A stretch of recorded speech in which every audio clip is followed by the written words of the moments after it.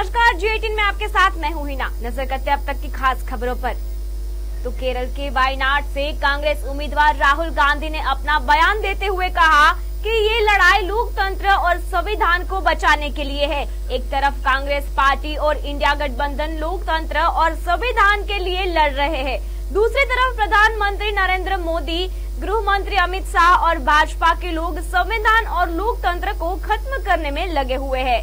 ये जो लड़ाई है, ये जो लड़ाई है, ये लोकतंत्र और कॉन्स्टिट्यूशन, संविधान को बचाने की लड़ाई है। एक तरफ कांग्रेस पार्टी और इंडिया अलायंस लोकतंत्र के लिए लड़ रहे हैं, संविधान के लिए लड़ रहे हैं, और दूसरी तरफ प्रधानमंत्री मोदी जी, अमित शाह जी और बीजेपी के लोग, आरएसएस के लोग संविधान को और लोकतंत्र को खत्म करने में लगे हुए। धन्यवाद। दिल्ली से एक बड़ी खबर सामने आ रही है। लोकसभा चुनाव से पहले कांग्रेस को बड़ा झटका लगा है। बॉक्सर विजेंद्र सिंह ने बीजेपी शामिल कर लिया है। कांग्रेस के टिकट पर दक्षिण दिल्ली से हार मिली थी। बीजेपी के मुख्यालय पर पार्टी की सदस्यता ग्रहण की है। तो दिल्ली से इस वक्त की बड़ी खबर सामने आ रही है। लोकसभा चुनाव से पहले कांग्रेस को बड़ा झटका लगा है। बॉक्सर विजेंद्र सिंह बीजेपी में शामिल हो गए हैं। कांग्रेस के टिकट पर दक्षिण दिल्ली से इनको हार मिली थी। बीजेपी के मुख्यालय पर पार्टी की सदस्यता ग्रहण की है। तो इस वक्त की दिल्ली की सबसे बड़ी खबर सामने आ रही है, जिसमें बॉक्सर विजेंद्र सिंह ने बीजेपी ज्वाइन कर लिया है। लोकसभा चुनाव से पहले कांग्रेस को बड़ा झटका लगा है। बॉक्सर विजेंद्र सिंह है, उसने बीजेपी ज्वाइन किया है, यानी कि वो बीजेपी में शामिल हो गए। कांग्रेस के टिकट पर दक्षिण दिल्ली से उनको हार मिली थी। बीजेपी के मुख्यालय पर पार्टी की सदस्यता ग्रहण की है।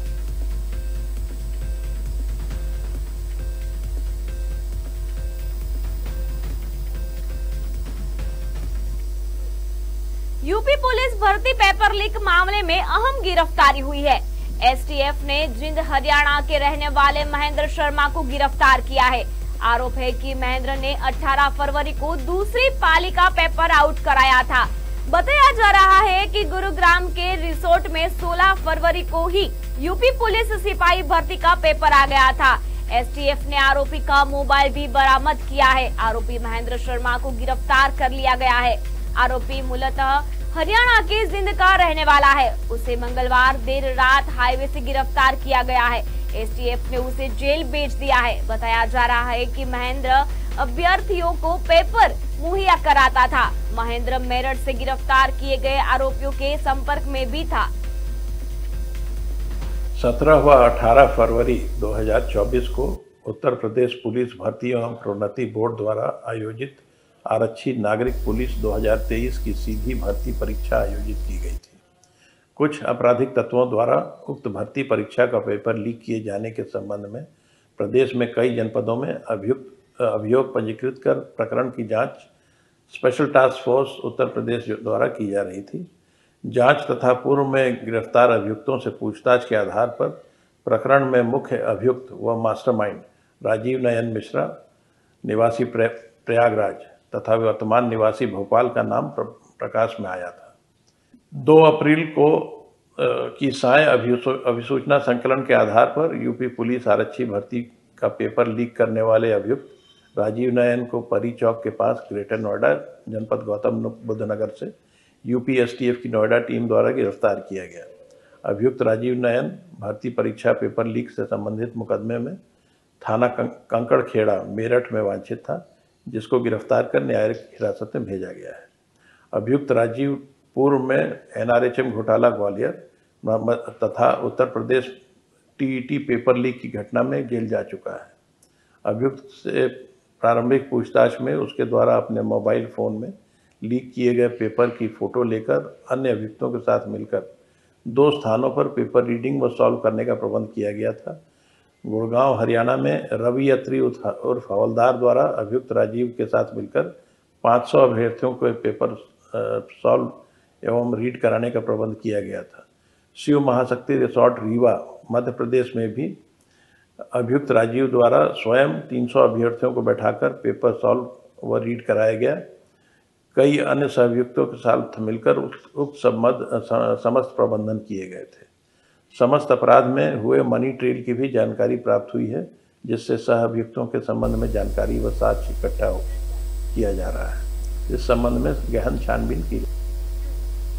दिल्ली से एक बड़ी खबर सामने आ रही है। थोड़ी देर में ही संजय सिंह रिहा हो सकते हैं। जी हाँ, दिल्ली से बड़ी खबर आ रही है, जिसमें थोड़ी देर में ही संजय सिंह रिहा हो सकते हैं। संजय सिंह को तिहाड़ जेल है, वहां लेकर पुलिस जो है पहुंच चुकी है। संजय सिंह को अस्पताल से डिस्चार्ज किया गया है। आबकारी घोटाले में संजय सिंह को जमानत मिली है।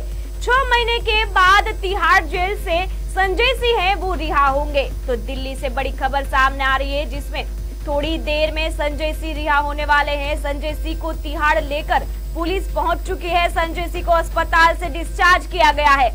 आबकारी घोटाले में संजय सिंह को जमानत मिली है। 6 महीने के बाद तिहाड़ जेल से संजय सिंह रिहा होंगे। दिल्ली आबकारी नीति घोटाले से जुड़े मनी लॉन्ड्रिंग मामले में आम आदमी पार्टी के राज्यसभा सदस्य संजय सिंह को सुप्रीम कोर्ट से मंगलवार को जमानत मिल गई। आप नेता को यह राहत कई शर्तों के साथ मिली है। ताजा जानकारी के मुताबिक दिल्ली की राउस एवेन्यू कोर्ट ने आप सांसद संजय सिंह को अपना पासपोर्ट सरेंडर करने के लिए भी कहा है। कोर्ट ने संजय सिंह को 2 लाख रुपए के जमानत बॉन्ड और इतनी ही राशि के बेल राशि पर जमानत दी है। आप नेता की पत्नी ने जमानत बॉन्ड भर दिया है।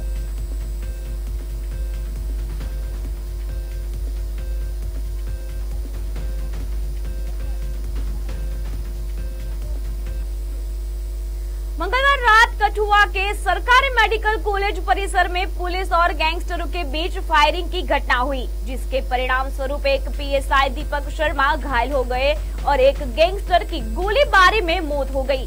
घायल पीएसआई को अस्पताल में भर्ती किया गया था, जहां पर पीएसआई दीपक शर्मा की अस्पताल में इलाज के दौरान मृत्यु हो गई। पीएसआई दीपक शर्मा की बहादुरी और अटूट साहस की सराहना करते हुए, जिन्होंने कठुआ में एक वांछित गैंगस्टर का निडरता से सामना किया और उसे खत्म करते हुए सर्वोच्च बलिदान दिया। डीजीपी जम्मू कश्मीर आर स्वेन ने अपने संदेश में कहा है कि पीएसआई दीपक शर्मा के सर्वोच्च बलिदान को राष्ट्र और विशेष रूप से जम्मू कश्मीर के लोग हमेशा याद रखेंगे।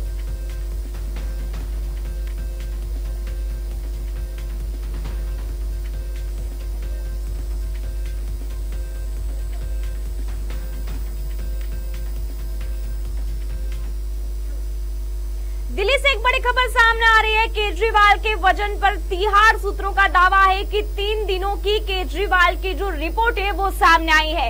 1 से 3 अप्रैल तक केजरीवाल का वजन 65 किलो हुआ है। केजरीवाल का ब्लड प्रेशर अभी सामान्य है। अब तक कहा जा रहा था कि तिहाड़ जेल में केजरीवाल अस्वस्थ है और उनका जो वजन है वो घटता जा रहा है। केजरीवाल का अब तक 4.5 किलो वजन घटा हुआ है, ऐसा भी बताया जा रहा था। तभी इस बीच एक बड़े समाचार सामने आए, बड़ी खबर सामने आ रही है, जिसमें केजरीवाल के वजन पर तिहाड़ सूत्रों का दावा है कि 3 दिनों की केजरीवाल की जो रिपोर्ट है वो सामने आई है। 1 से 3 अप्रैल तक केजरीवाल का वजन 65 किलो हुआ है। केजरीवाल का ब्लड प्रेशर जो है वो भी सामान्य है और अब तक ये बताया जा रहा था कि केजरीवाल तिहाड़ जेल में अस्वस्थ है।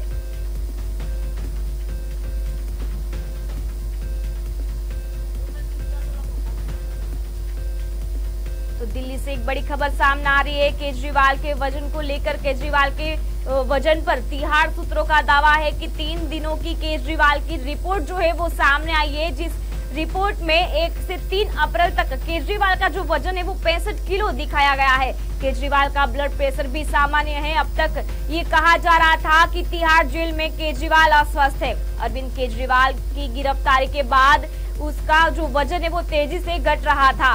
केजरीवाल का अब तक 4.5 किलो वजन जो है वो कम हुआ। उस बीच बड़ी खबर सामने आ रही है, जिसमें सूत्रों ने दावा किया है कि केजरीवाल के वजन पर 3 दिनों की केजरीवाल की रिपोर्ट जो है वो सामने आई है। 1 से 3 अप्रैल तक का केजरीवाल का वजन जो है वो 65 किलो हुआ है और केजरीवाल का जो ब्लड प्रेशर है वो भी सामान्य है।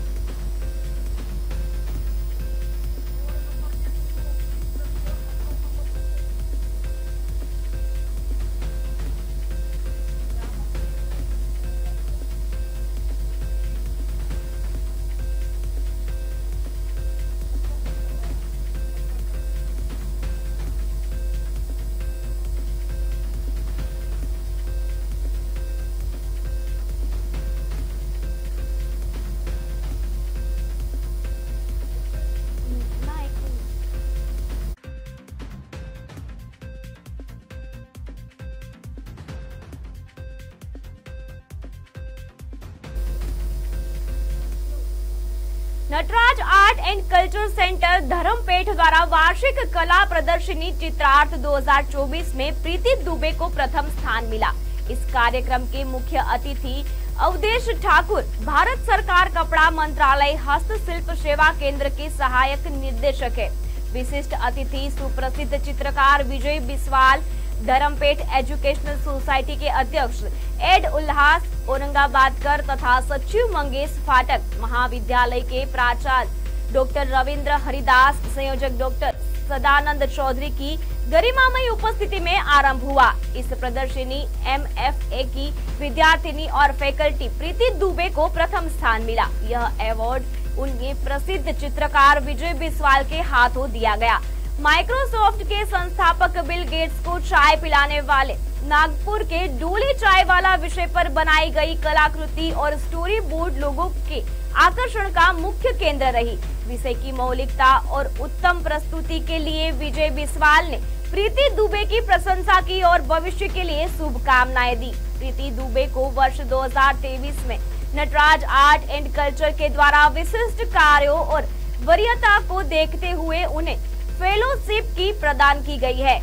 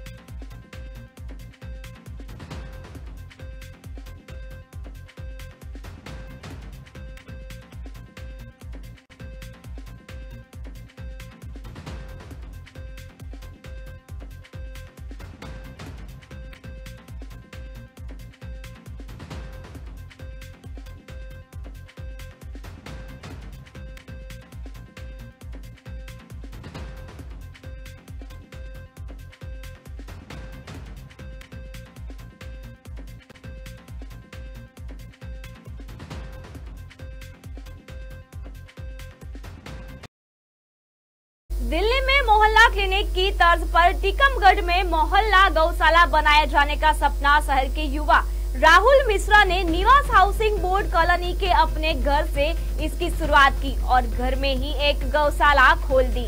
गौ भक्त राहुल मिश्रा द्वारा घर में गौशाला खोले जाने जानकारी जब शहर के प्रसिद्ध हनुमान मंदिर दजुरई के महंत पूजनीय श्री सीताराम दास जी महाराज को हुई तो वह कुंवरपुरा रोड स्थित हाउसिंग बोर्ड कॉलोनी पहुंचे और गौशाला की व्यवस्था देखकर सराहना करते हुए खुशी जाहिर की। घर में ही गौशाला बनाकर गौ माता को अच्छी स्थिति में रखते हुए देखकर महंत सीताराम दास जी ने कहा कि राहुल मिश्रा जैसे युवाओं आने के गौवंश सुरक्षित होगा और सुरक्षित गौवंश की वजह से हमारा देश पुनः संपन्न हो सकता है, क्योंकि गौवंश की गौधन है जिससे संपन्नता आती है। इसीलिए गौ भक्त राहुल मिश्रा द्वारा टीकमगढ़ के प्रत्येक मोहल्ले में गौशाला स्थापित कराए जाने का सपना हम सब मिलकर पूरा करने वाले हैं।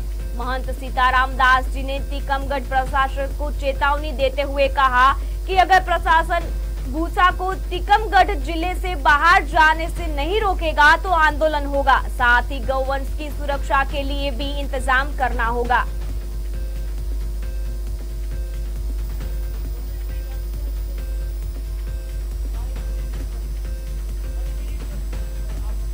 तो दिल्ली में मोहल्ला क्लिनिक की तर्ज पर टीकमगढ़ में मोहल्ला गौशाला बनाए जाने का सपना शहर के युवा राहुल मिश्रा ने निवास हाउसिंग बोर्ड कॉलोनी के अपने घर से इसकी शुरुआत की और घर में ही एक गौशाला खोल दी। गौ भक्त राहुल मिश्रा द्वारा घर में गौशाला खोले जाने की जानकारी जब शहर के प्रसिद्ध हनुमान मंदिर धजरई के महंत पूजनीय श्री सीताराम दास जी महाराज को हुई तो वह कुंवरपुरा रोड स्थित हाउसिंग बोर्ड कॉलोनी पहुंचे और गौशाला की व्यवस्था देखकर सराहना करते हुए खुशी जाहिर की।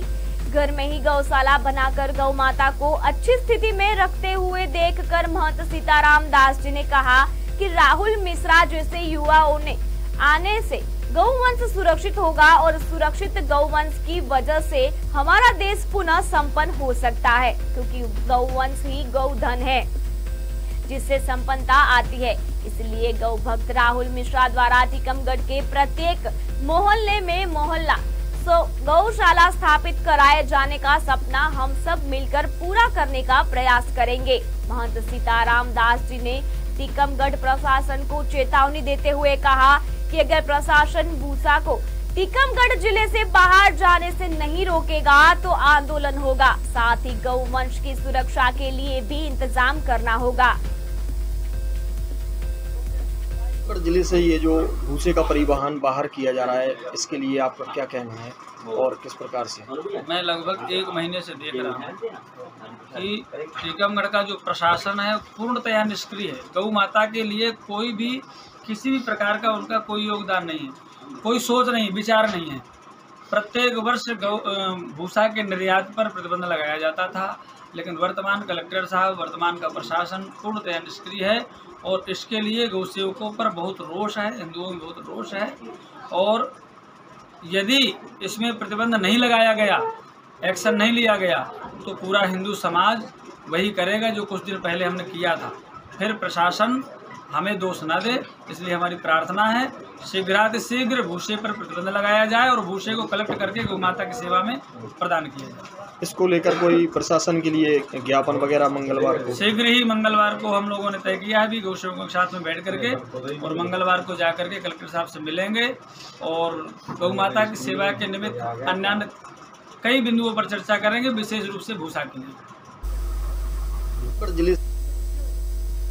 जालोर सिरोही से भाजपा के लोकसभा प्रत्याशी ने नामांकन पेश किया। जालोर सिरोही भाजपा प्रत्याशी लुम्बाराम चौधरी ने लोकसभा चुनाव को लेकर अपना नामांकन रिटर्निंग अधिकारी के समक्ष दाखिल किया है।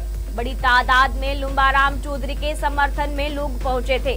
कार्यकर्ताओं ने लुम्बाराम चौधरी के समर्थन में नारेबाजी कर उत्साह जताया। लुम्बाराम चौधरी के समर्थन में विभिन्न नेताओं भी हाजिर रहे थे।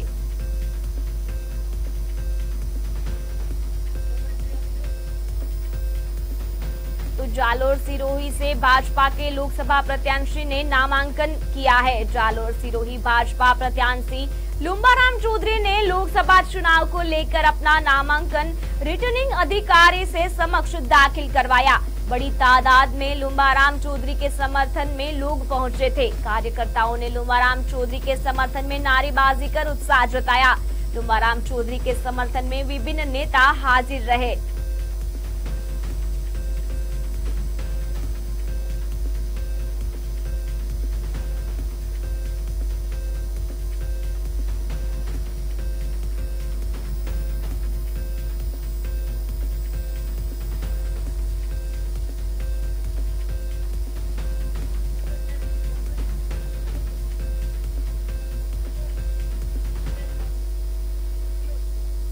टीकमगढ़ लोकसभा सीट की बदकिस्मती देखिए कि विगत 15 वर्षों से जनता को बेसहारा किए हुए भाजपा प्रत्याशी वीरेंद्र खटीक इस बार भी पीएम नरेंद्र मोदी की लोकप्रियता के सहारे चुनाव लड़ रहे हैं और जीत के लिए आशान्वित भी है। वर्ष 2008 में जब से टीकमगढ़ अलग लोकसभा सीट बनी है, तभी से लगातार वीरेंद्र खटीक भाजपा से सांसद का चुनाव लड़ रहे हैं। वर्ष 2009 में अपने पहले चुनाव में वीरेंद्र खटीक अपने सरल व्यक्तित्व की वजह से चुनाव जीते थे, लेकिन चुनाव जीतने के बाद टीकमगढ़ लोकसभा की जनता को विकास रूपी कोई विशेष फायदा नहीं पहुंचा सके। लेकिन अगले लोकसभा चुनाव वर्ष 2014 से नरेंद्र मोदी की लोकप्रियता का फायदा उठाते हुए लगातार चुनावी जीत हासिल करने की आदत बना चुके वीरेंद्र खटीक को अब टीकमगढ़ लोकसभा के विकास से कोई सरोकार नहीं रह गया, क्योंकि भाजपा प्रत्याशी वीरेंद्र कुमार को विश्वास हो चुका है कि नरेंद्र मोदी की लोकप्रियता के बहाने जनता उन्हें पुनः जीत दिलाएगी। वहीं दूसरी ओर टीकमगढ़ कांग्रेस जिलाध्यक्ष नवीन साहू ने भाजपा प्रत्याशी पर कटाक्ष करते हुए कहा कि वीरेंद्र खटीक ने जब काम ही नहीं किया तो वो अपनी उपलब्धियां कैसे बता पाएंगे, जबकि हकीकत ये है कि लोकसभा क्षेत्र के प्रत्येक गांव में भाजपा प्रत्याशी के विरुद्ध जनता में नाराजगी है।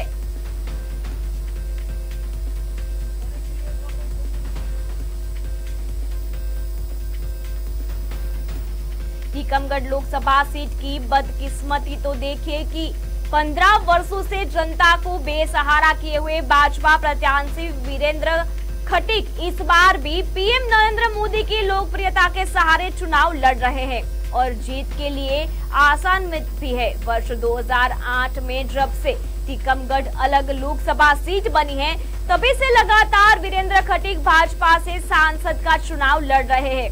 वर्ष 2009 में अपने पहले चुनाव में वीरेंद्र खटीक अपने सरल व्यक्तित्व की वजह से चुनाव जीते थे, लेकिन चुनाव जीतने के बाद टीकमगढ़ लोकसभा की जनता को विकास रूपी कोई विशेष फायदा नहीं पहुंचा सके।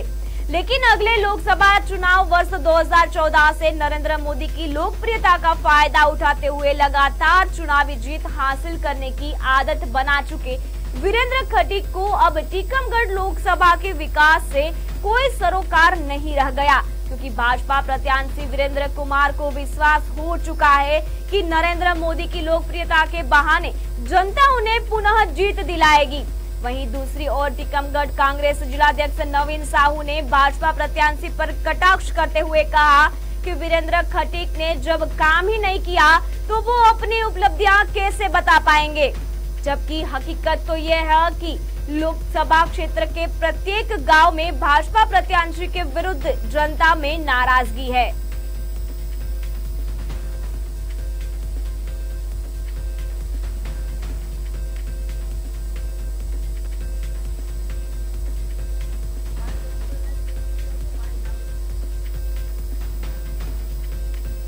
तो टीकमगढ़ लोकसभा सीट की बदकिस्मती कहे तो 15 वर्षों से जनता को बेसहारा किए हुए भाजपा प्रत्याशी वीरेंद्र खटीक इस बार भी पीएम नरेंद्र मोदी की लोकप्रियता के सहारे चुनाव लड़ रहे हैं और जीत के लिए आशावंती भी है। वर्ष 2008 में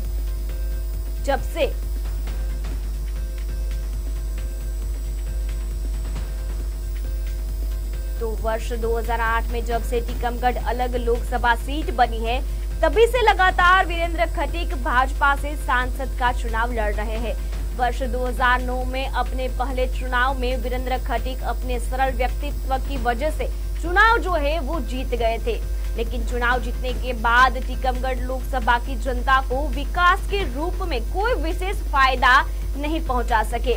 लेकिन अगले लोकसभा चुनाव वर्ष 2014 से नरेंद्र मोदी की लोकप्रियता का फायदा उठाते हुए लगातार चुनावी जीत हासिल करने की आदत बना चुके वीरेंद्र खटीक को अब टीकमगढ़ लोकसभा के विकास से कोई सरोकार नहीं रहा, क्योंकि भाजपा प्रत्याशी वीरेंद्र कुमार को यह विश्वास हो चुका है कि नरेंद्र मोदी की लोकप्रियता के बहाने जनता उन्हें पुनः जीत दिलाएगी। उन्होंने क्या उपलब्धियां गिनाई हैं ये आप हमें बता सकते हैं? मैं ये समझता हूं कि उनके कार्यकाल में उनके पास बताने के लिए ऐसा कुछ भी विषय नहीं है कि वो ये बताएं कि सांसद रहते हुए मैंने टीकमगढ़ लोकसभा के लिए ये काम किए हैं। अब वो जो काम बताते हैं वो बताते हैं राष्ट्रीय स्तर के काम, वो काम बताते हैं कि उन्होंने कहा कि हमारा रेलवे से लेके हमारा ये सब कुछ गलत है। उनकी लोकसभा टीकमगढ़ के लिए कोई भी उपलब्धियां हैं ही नहीं जो वो आपको बताएंगे। कहा हूं कि उनकी उपलब्धियां होती तो वो फिर माइक लेके बताते, उनकी उपलब्धियां है नहीं। आप गांव-गांव जाके सर्वे करा लीजिए, गांव के लोगों से आप मिल लीजिए, किसी भी दल के लोगों से आप मिल लीजिए, वो आपको बताएंगे कि ये गांव में केवल चुनावी टाइम में वोट मांगने के लिए आते हैं, इसके अलावा ये गांव में दिखते नहीं है। जित के बीच आप जनता के बीच को लेकर जाएंगे। मुद्दे तो पूरे देश में एक ही चल रहे हैं और पूरा देश इस समय नमो नमो माननीय नरेंद्र मोदी जी के नेतृत्व में देश में जिस तरह से जनता के मन में उनके प्रति जो विश्वास का भाव है, मैं जिन जिन स्थानों पर जा रहा हूँ जनता का अपार स्नेह वो कहते हैं मोदी जी तक तो नहीं पहुंच पाएंगे, लेकिन मोदी जी को फिर से लाने के लिए तमिलनाडु और जम्मू कश्मीर जैसे राज्यों की जनता भी जो है ना, वो भी माननीय नरेंद्र मोदी जी को फिर से उस पद पर देखना चाहती है। और इस बार के लोकसभा के चुनाव परिणाम बहुत ही अप्रत्याशित आने वाले हैं। हमारे पार्टी के नेताओं के अनुमान से भी कहीं ज़्यादा जनता का जन समर्थन, अपार स्नेह प्यार उनका जो मिल रहा है, वो इस बात को बता रहा है कि मोदी जी जो कहते हैं वो तो करते ही हैं, वो भी करते हैं जो वो नहीं कहते हैं, और उनका किसी बात को कहना ही उनकी गारंटी होती है। इसी को लेकर के 10 साल के पहले भारत क्या था और आज 10 साल के बाद भारत में एक व्यापक बदलाव आया। अपने टीकमगढ़ में भी 10 साल के पहले का टीकमगढ़ और 10 साल के बाद का टीकमगढ़, बहुत सारा बदलाव आया है। विकास एक सतत प्रक्रिया है, लेकिन उस विकास के लिए पूर्व की सरकारों के द्वारा कभी गरीब के बारे में सोचा नहीं गया। इन 10 सालों में गांव, गरीब, मजदूर, किसान, महिलाओं के सम्मान के लिए जिस तरह से तत्परता से न केवल योजनाएं बनाई गई, बल्कि उनका क्रियान्वयन भी किया गया, इसके कारण से समाज के सभी वर्गों का अपार स्नेह है भारतीय जनता पार्टी के साथ में, और हमारे पंतप्रधान आदरणीय नरेंद्र मोदी जी के साथ में मिल रहा है। मध्य प्रदेश में 29 की 29 सीटें भारतीय जनता पार्टी जीतने के लिए जा रही है। और अब देश की अगर बात करें तो देश में तो जनता कहती है, हम लोग जो मतलब टीकमगढ़ क्षेत्र में जाते हैं तो गांव में लोग कहते हैं, हम कहते हैं हम आपका स्नेह आशीर्वाद मांगने के लिए आए, वो कहते हैं अब की बार 400। तो फिलहाल खबर में बस इतना ही। आगे और खबरें देखने के लिए जुड़े रहिए G18 के साथ। नमस्कार।